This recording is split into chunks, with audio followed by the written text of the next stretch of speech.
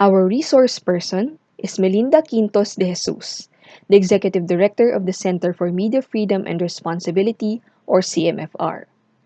Ms. De Jesus was among the women journalists who wrote critically of the Marcos regime. She was then a columnist and editor of the news magazine Veritas News Weekly. Ms. De Jesus founded CMFR in 1989. She conceptualized the institutional framework and design of CMFR's core programs, media monitoring, press freedom protection, and the recognition of best practices in the press. She is a founding member of the Board of Trustees of the Southeast Asian Press Alliance and the Philippine-based Freedom Fund for Filipino Journalists, Incorporated. In recognition of her journalistic work, Ms. De Jesus has received the Benigno S. Aquino Jr. Fellowship for Professional Development and the Hildegard Award for Print Journalism. She continues to serve as speaker, resource person, and consultant for journalism projects here and abroad.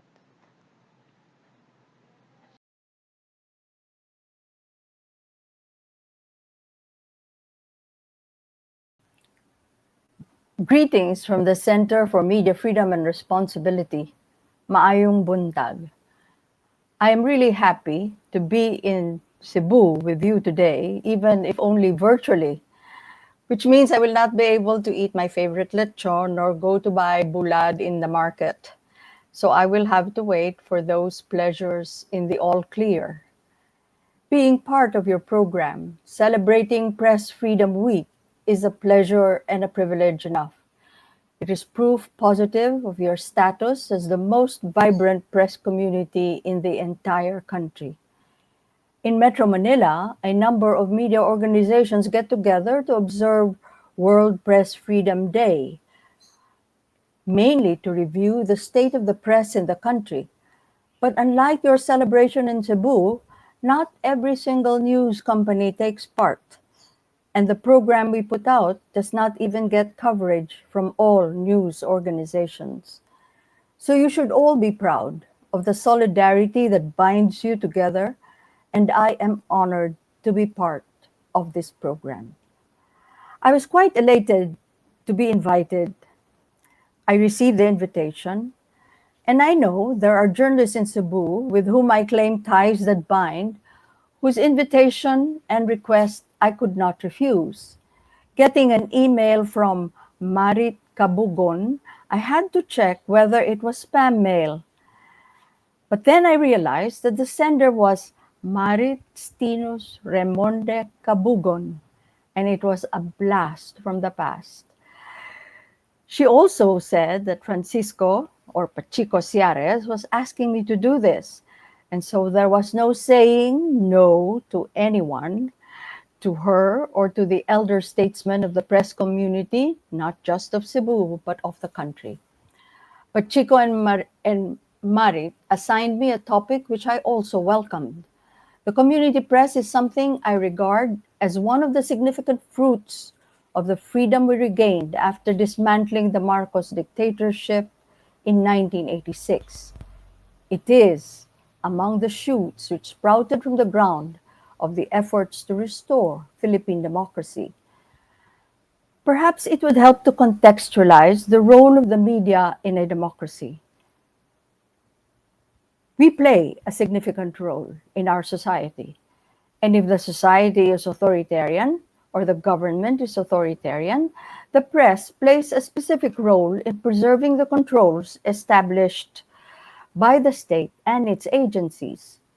In a democracy, a system of government where the people themselves hold sovereign power, the role of the media changes. The sovereignty of the people lies in the act of choosing and selecting their leaders. But having been elected, these leaders are still accountable to the people who voted them. The press is assigned to keep the public informed so that voters can choose their leaders wisely and can follow up on their campaign promises, to be active and engaged, knowing and understanding the issues, keeping tab of their public officials and how well they are doing their jobs. The vote is not a once every 3-year duty because they have to keep those in power accountable as a constant responsibility, whether or not they voted for them. The media are also tasked to create the space for a continuing exchange between government and the informed people, making sure it is a two-way conversation. The press must stand guard as watchdog and sentinel, and this they must do 24/7. This work is a massive undertaking and it can be overwhelming. That is why it requires different kinds of media. The kind that provide brief updates daily and hourly, as in tracking an oncoming monster tropical depression. Then there is the need to tackle issues that are complex and confusing, and this takes more time, more lengthy forms of journalism and reporting that provides context, background, analysis, and interpretation. We need the big media with corporate resources that can take on the various sectors without fear or favor.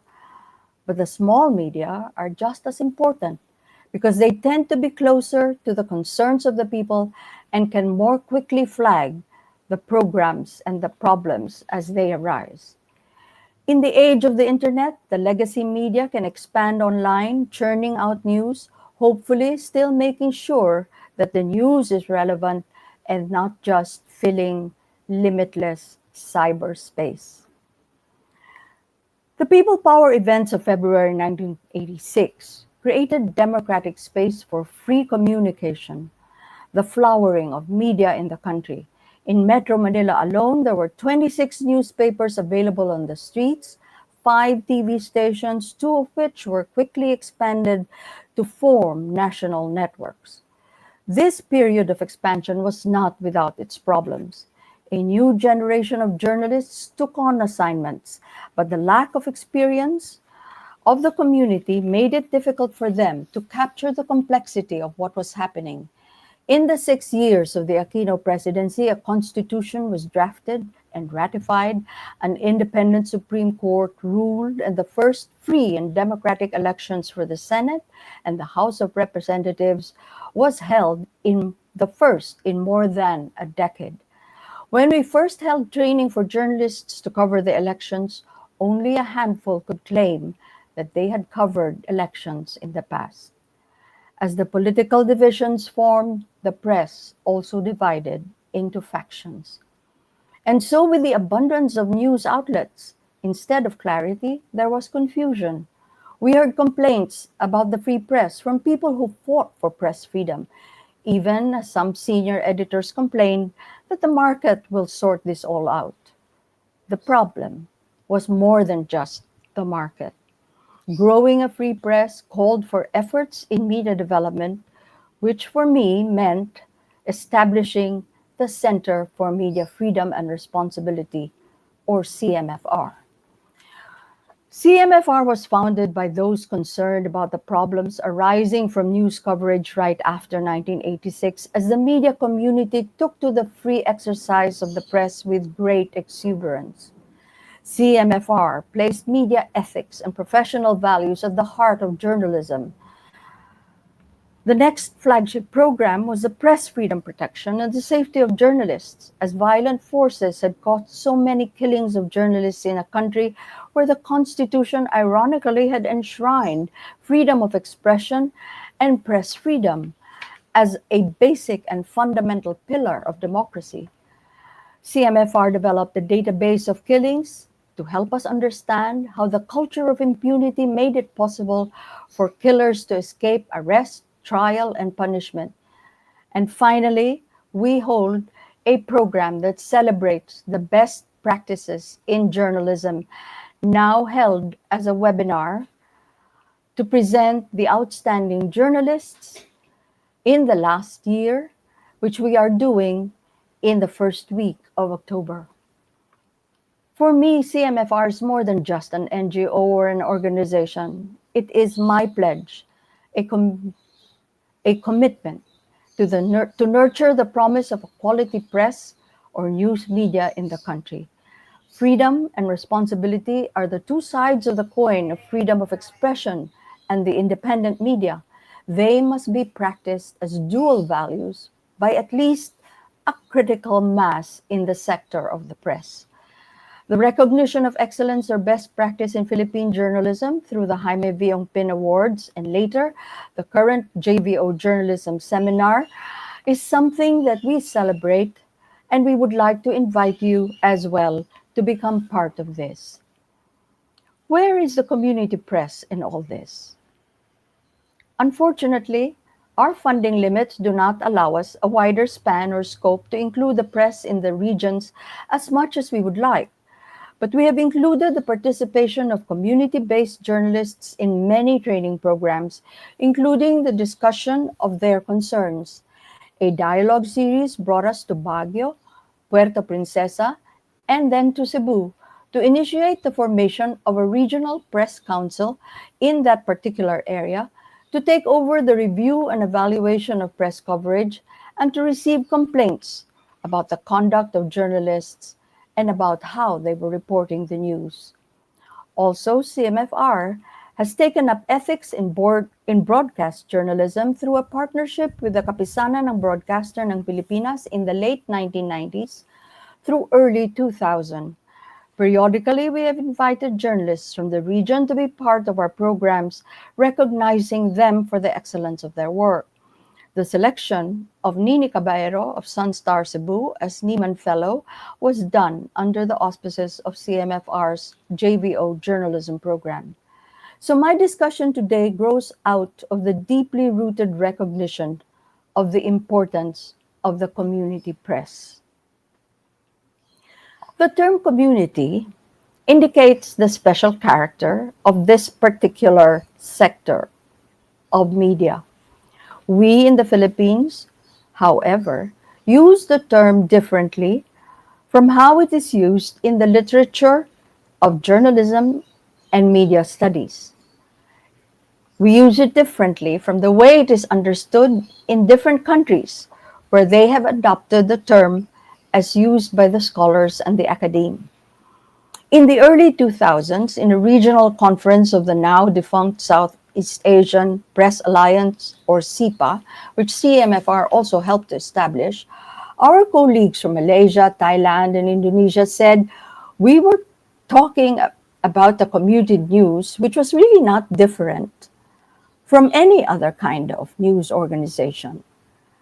Their use of the community press referred only to those specially engaged for the purpose of disseminating information in the service of a particular mission or advocacy, to promote special interests and needs, to call wider and greater attention to the needs and issues of these special groups.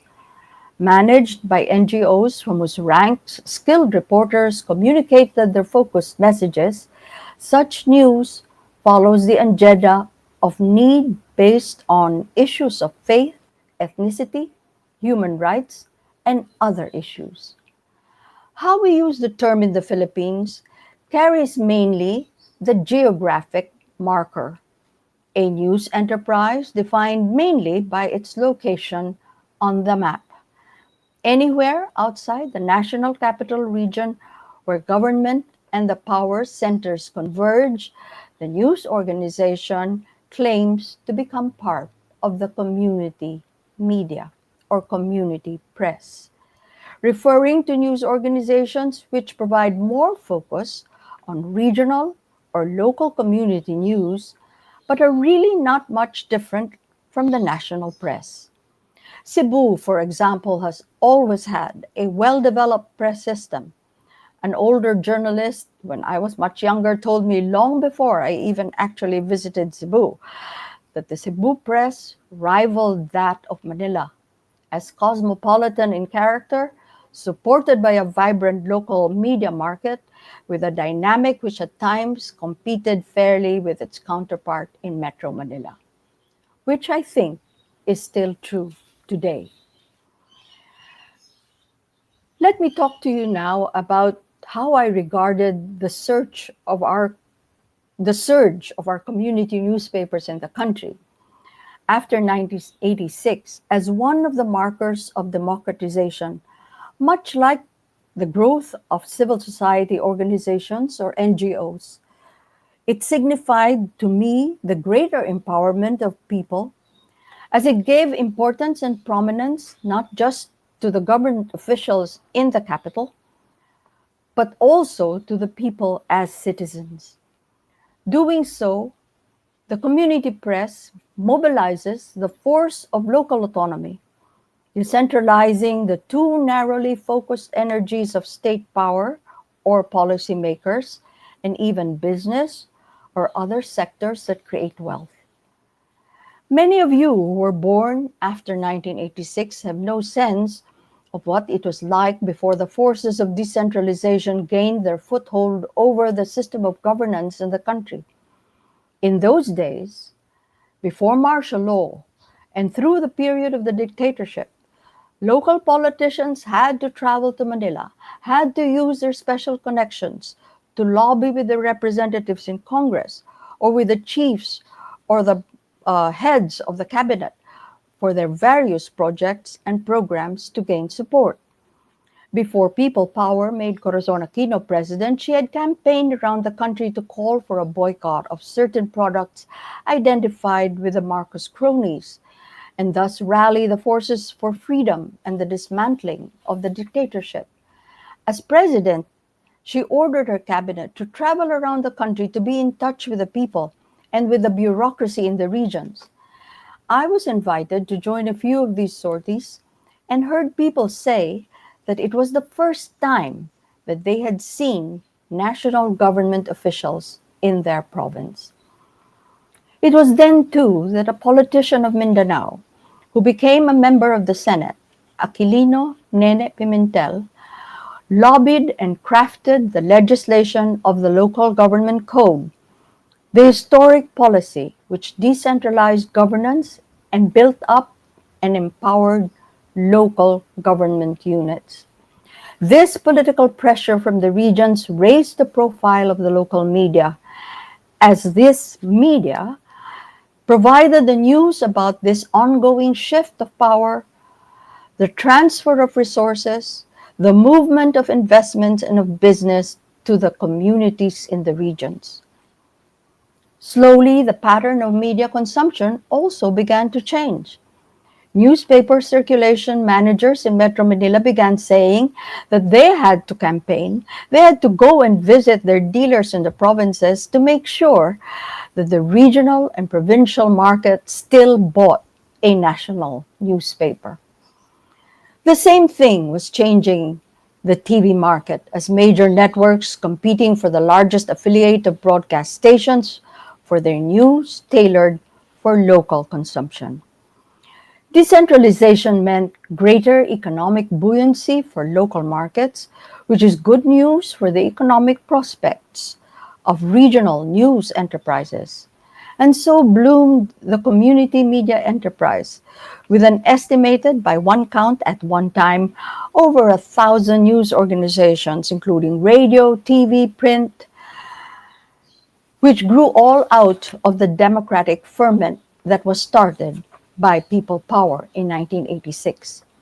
Briefly traced, the power of the community press ensures and secures the power of the people and should be instrumental in strengthening that sovereignty which resides in the people's will. The topic was very specific. I should speak about the community media during the time of the pandemic, but I also added even after the pandemic. So let's look at the situation today. Of PPI's 73 members, 12 have already closed publications, with some of them moving to digital editions. This is changing daily. There are updates among on the PPI page that shows how some of them are recognizing some return to business, have felt that maybe they can try to sell again, and they'll move from 5 days to 3 days to 2 days, rotating their resources as best they can. The media product, of course, is always market sensitive. We are relying on advertising based on circulation or on ratings. It reflects, therefore, the national macro or micro prospects of the country's economy, the effect of the pandemic, therefore, is existential. The market is suffering from a recession, causing huge losses for the news industry. The above information from PPI changes daily, and we hope that the restart receding and may restore the smaller publications eventually as they shift online or hold hybrid digital and paper publications.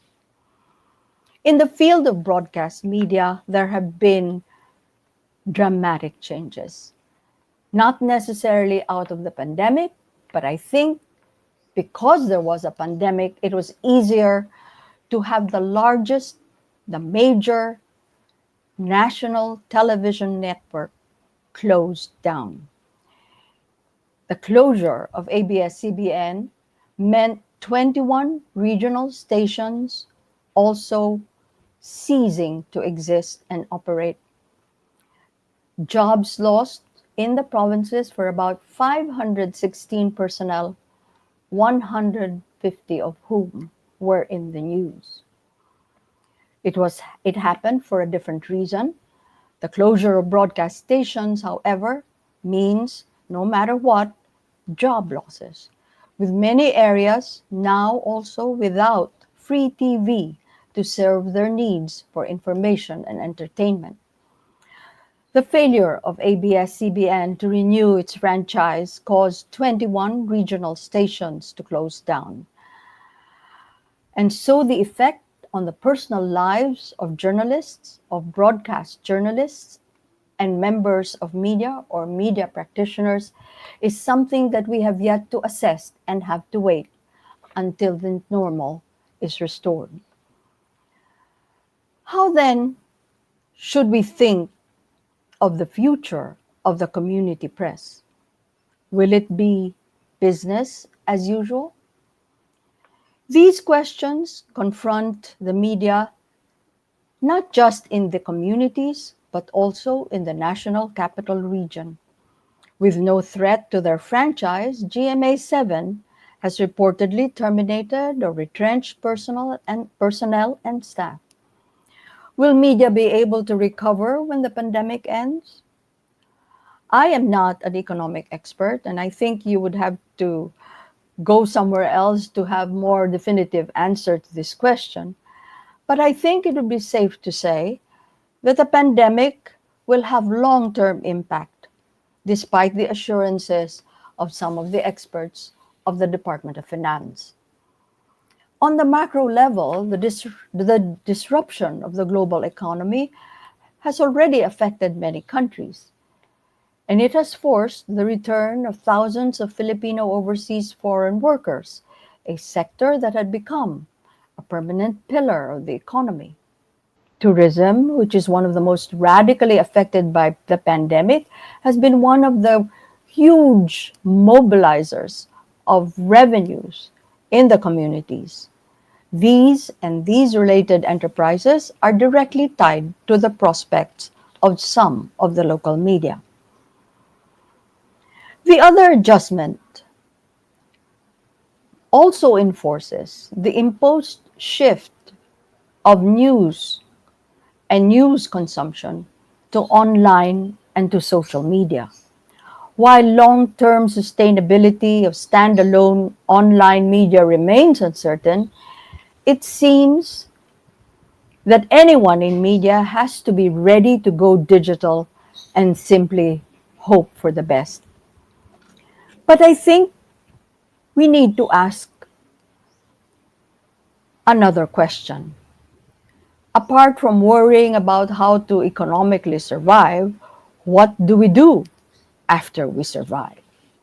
My concern is about the opportunity that this disruption provides for the community, the role that they have committed to play, a kind of soul searching, maybe timely to do, to review the mission and vision of the work that we have chosen for ourselves. I believe it is important to be convinced of the social and political good that the press has always been designed to help achieve. This is the kind of service that we should always wish to provide. CMFR's experience has raised questions about the viability of the community press in print. What with the technological revolution changing the landscape of human communication, of news consumption, and the role of the media enterprise in human society. So, again, we need to review our capacity and our flexibility for producing digital news content. Let me share with you a slide which we borrowed from a Nielsen study and shows the different impacts of the pandemic on media. Fortunately, radio, which has always been the bulwark of community media, has proved quite resilient. Whether it is the special interest community oriented programming or community media, in quotes, or the regionally located news media, the future of radio seems secure. The macroeconomic disruption cannot but have impact on an industry that is dependent on advertising revenues. So there has been this reported contraction of broadcast media business, but it is nowhere the same as the damage wrought on community print media as it has on national print media.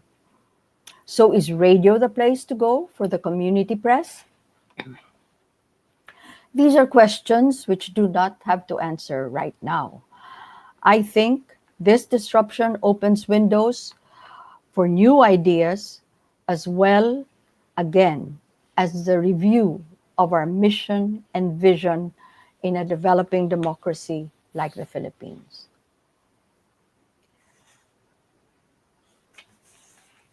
Let us go back to the two kinds of community media. Let's begin with what we know. If you review the established new conventions of journalism practice, the news places primary value on prominence, those who are in power, those in government, or those who are celebrities, such as in the field of entertainment, sports, showbiz.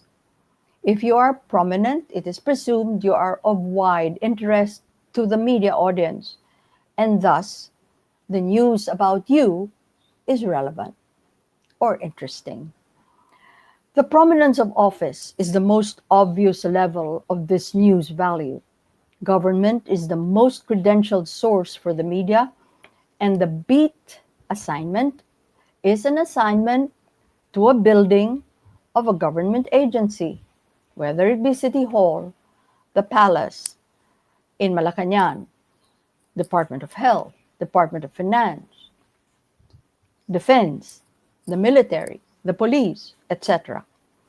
Community press, unquote, tends to fix the attention away from the power centers.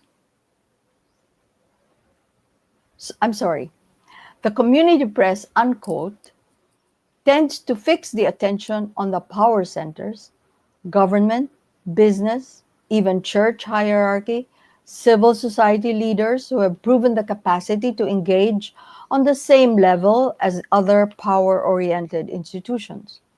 Their stories tend to fill the pages and platforms of community media in the regions.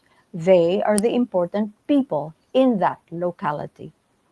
The outlook in the community media, in quotes, tends to move away from the conventional to the alternative, shifting public attentions to Filipinos in the margins who tend to be forgotten. The organizations, institutions, and NGOs which are focused on the development of media programs centered on special community interests are different from the usual conventional orientation of traditional or mainstream media. The difference, they begin with the people, whether they are important or not, and therefore is premised on the democratic principle that all are created equal. And mostly, they pick out the communities that lack prominence and are marginalized. The experience has shown that however well these media may do their work, these media also tend to remain on the margins of public attention. Unless these issues gain the prominence in the regular mainstream and community press, in quotes, the policies and the programs that should benefit them will not be prioritized by those in power, and even if budgets are allocated, they may not necessarily succeed to benefit the people in need. What is the question for the communities? Should this picture change? Should we work to shift priorities? Indeed, there should be some kind of change in the way we look at the news because the world is changing, and journalism, to be meaningful, must be in touch with this change. Whatever journalism we do, whatever our medium, the obligation of journalism is service to the people, the empowerment of the people through information, and it provides for public interest. Whether we reflect the ardent advocacies of the NGOs working for the marginalized or seek out these stories ourselves, we are making sure that these problems call the attention of government to do something about their needs and to improve the welfare of those so terribly deprived. Think of the prominence given to Malala Yousafzai, whose determination to promote education for girls in Pakistan had provoked the Taliban to shoot her. Thankfully, she survived. But the shooting captured the attention of the media, and this attention pushed the cause for which she had been shot, pushed big media to begin reporting on her cause, the need for girls' education in the parts of the world where they, girls, have been marginalized. Think then of how the big media star Christian Amanpour interviewed Malala and brought to the forefront of global attention programs and projects to benefit girls and their education. Should we have to wait for this newsworthy incident of a shooting, the stuff of hot, hard news, crime, violations of human rights, for us to pay attention to the work of profoundly needed change in all the world, but especially when it is close to us, for we should be able to do something. In the Philippines, the alter media community, including Radio Ni Juan, could use the same kind of attention that the community press, unquote, usually gives to every palace official who may come a visiting in Cebu. The community press, unquote, needs to play the role of the bridge to train the attention of those in power to the life of the ignored, the sidelines, the forgotten, the neglected, and otherwise consigned to the margins of media. Should you in the community media take over what these advocates are doing? Not necessarily. A lot can be done by cooperating and working together and sharing their stories and branding these stories with your large audiences. Is there a way out of the fixed conventions that have so long limited the development of Philippine society? The fixation of mainstream media on the long-standing conventions of news, prominence, color, conflict, and the kind that falls under the ridiculous notion of human interest fixated on man bites dog. All of these should still be included, but with reverse importance. Let's call it people-centered news rather than government-centered news. News about government should be about what has been done or what has yet to be done to solve a problem or to address an issue. Your news should present these needs to those who have power and the capacity to do something about it. Reports calling attention to people's problems must be made more interesting, as these are all relevant to your media audience. The heart of the news, after all, must be about what matters, supported by the unquestioned journalistic value, which is relevance, the situation of threat and danger affecting the greater numbers of society. Journalism anywhere must work harder to call attention to the plight of the needy before tragedy happens. In a way, this is what the pandemic has done for many Filipinos. The tragedy has opened the eyes of so many to the fundamental problems that get in the way of real democracy, discovering the great inequalities that persist in our society, and finding the time and the will to do something about it. It started first with the plight of the frontliners and the need for PEPs and masks, for places to stay, for to find places so that they could stay closer to the hospitals where they work, for the preparation of food packages and all kinds of goods and services to ease their discomfort, to keep them healthy, to keep them alive so they can keep others alive. Others work to sustain food supplies, delivering crops from farms to minimize the losses of farmer communities because there was not enough transportation to carry vegetables to the markets and to the supermarkets and to their homes.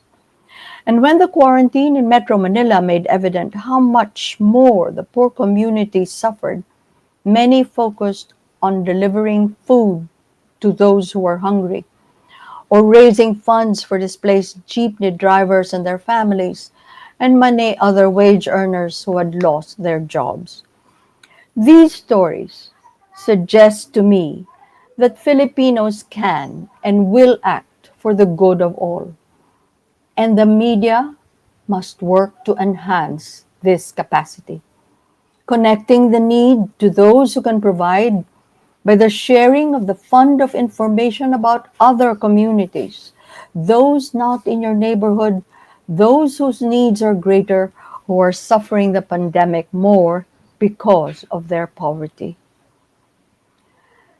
Let us go back to the meaning of the term community media. The simplest definition comes from Wikipedia, and it is good enough for my purpose today. It is any form of media that functions in service of or by a community. The etymology of the word community is common, what is shared, what holds together. Each and everyone working in the media of whatever kind should determine the community that it chooses to serve. Making that commitment will involve all kinds of journalistic practices that can be developed on the different platforms as these continue to evolve and given and gain more practitioners. The good thing about journalism is it's open to reinvention and test different approaches to news. Given the multiplicity of platforms, one can experiment for so long as one sticks to the truth and its facts. The kind of community media do not have to keep their news in compartmentalized boxes. Cross references and fusion of sources can be done to enrich the truth with more context, more perspective, while sticking to the facts of the matter. It is hoped that such a future will allow us to practice journalism with a freedom from conventions that have bound journalism more to communities of power and prominence, and that in place of the news drawn from these beats in government, there rise all kinds of alternative, adversarial, collaborative, participatory news, media working ultimately in the service of the sovereign people, not just for media's sake and for the community of journalists, but for the public out there that we as a free press has pledged to serve. Have a great Press Freedom Week, and we hope to see you all again. Thank you very much for listening.